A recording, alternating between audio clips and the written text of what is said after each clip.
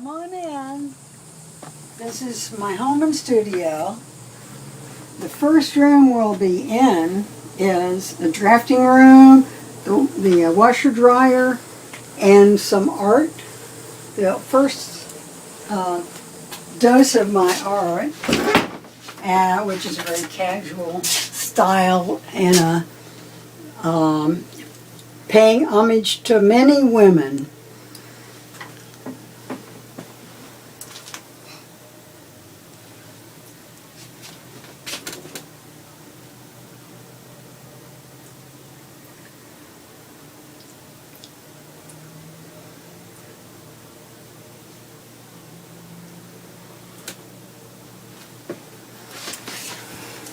Okay, now let's go into my kitchen.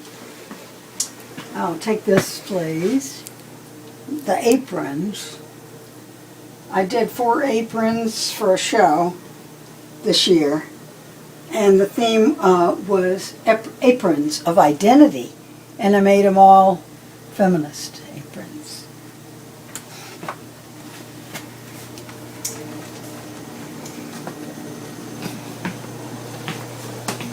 Here's the kitchen of sisterhood.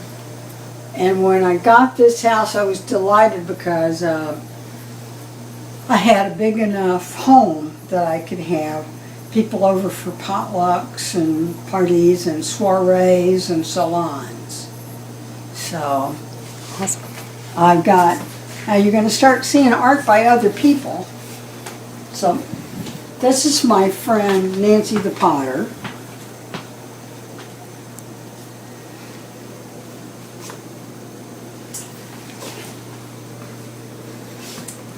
Now, before we go too much further, this is a dulcimer, and in the 70s I started making dulcimers, and I made 37 of them. I learned to play a little bit, but mostly what I was good at was making them. This is I also made clay things for 8 years, and this has 88 of my pointy fingerprints in it, and this is Chinese checkers. Couldn't think of the name of it. Chinese checkers.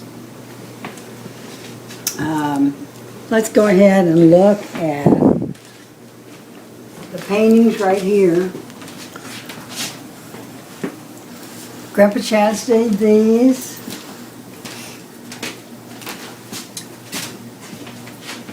And Grandpa Chaz made this frame because he's a silversmith, metalsmith, and this is made out of copper.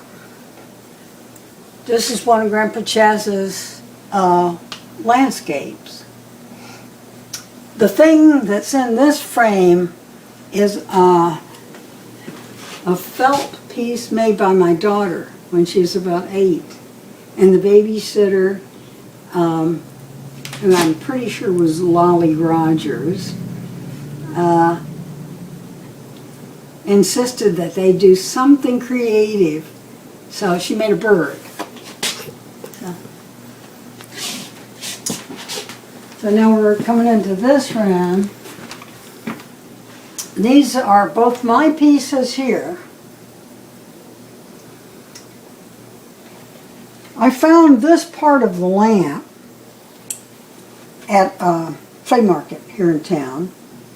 This is a leg that's loose, and this is a head that's loose.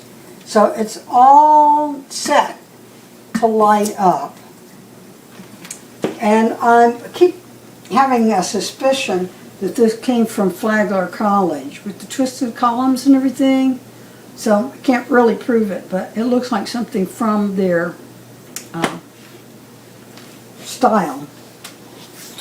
Here's the book collection, because I call this an archives, and that has to do partly with the collections of books as well as of lesbian newsletters that I have. I have back issues of several of the publishers from yesteryear. And next wall.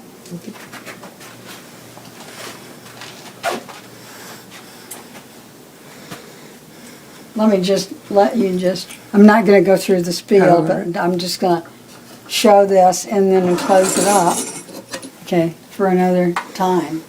And then over here,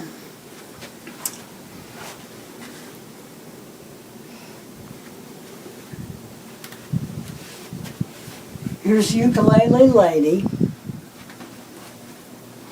And at 16, that's me behind there on the stairs at Byrd High School.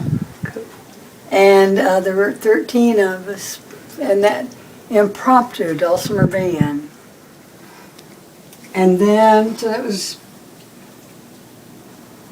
age 16. Mm-hmm. This number has to do with the fact that I was, for 30 years, a resident at Pagoda Community.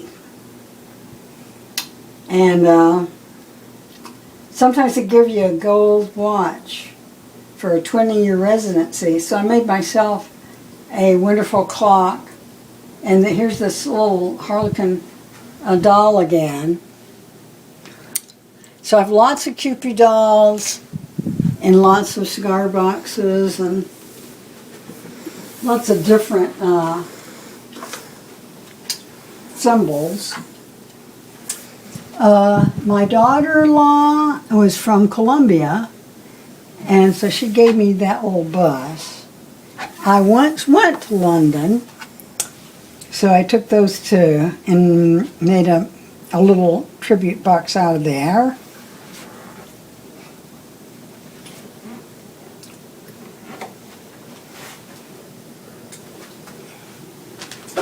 Shall we go to the portrait room? Sure.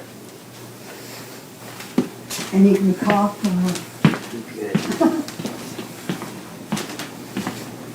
Now we did the ancestors.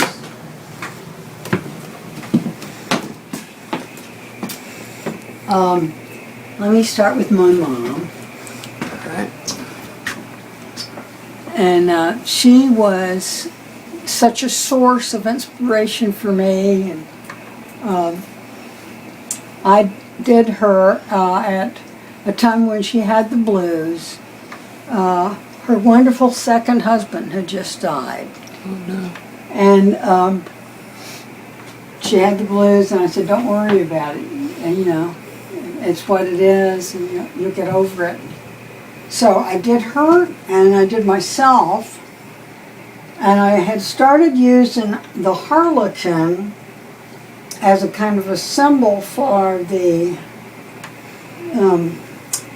joker with the serious question.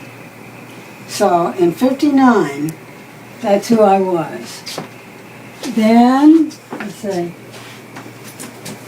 this is back in 1951, and Lila Shelby did the portrait. And I basically, my friend Adelaide and I were having our portraits painted by Lila Shelby, and we went down to the Cata Hotel for the sittings, and that kind of taught me how she could do a portrait, and I thought, I can do that. So I started trying to do it, and these are my kids that I did in '74.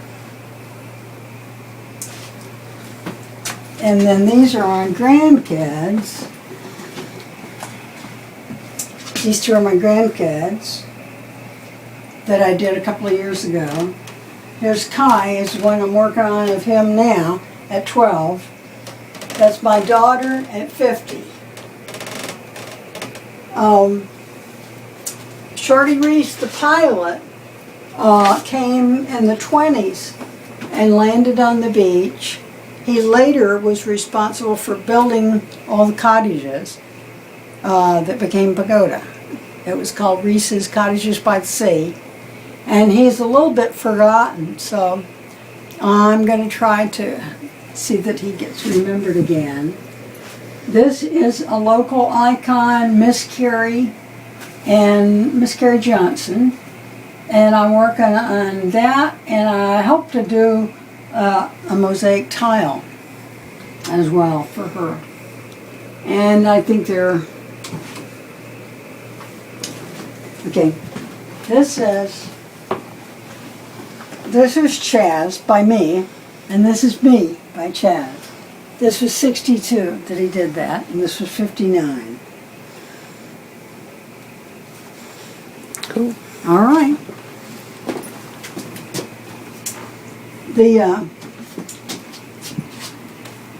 I'm not going to take you in to the show in that bathroom for obvious reasons.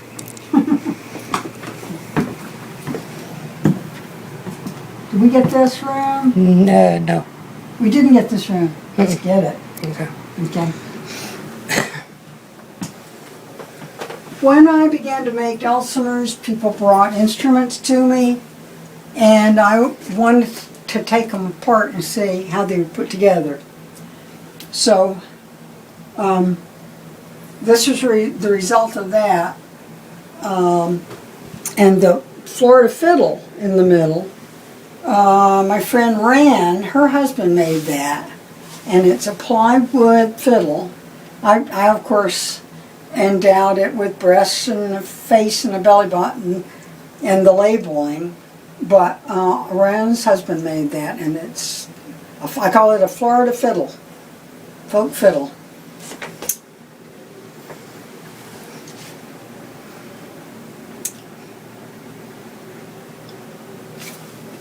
Here's my resume, which